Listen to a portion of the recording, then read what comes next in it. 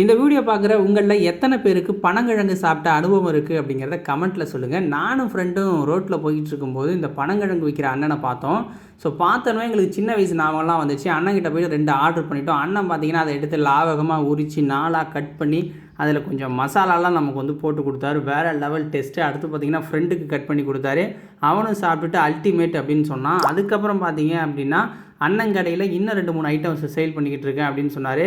சரி அதையும் காட்டுங்க அப்படின்னா அதுக்கப்புறம் பார்த்தீங்கன்னா சமோசா, வடை, போண்டாலாம் அண்ணன் சுட்டு விற்றுக்கிட்டு இருக்காரு. அதுக்கப்புறம் பார்த்தீங்கன்னா நமக்கு கொண்டக்கடலை, பயிர் வகைகளை வெவிச்சு அதையும் சேல் பண்ணிக்கிட்டு இருந்தார். எல்லாத்துலேயும் கொஞ்சம் கொஞ்சம் வாங்கி அண்ணன்கிட்ட சாப்பிட்டு வந்துட்டோம் மக்களே.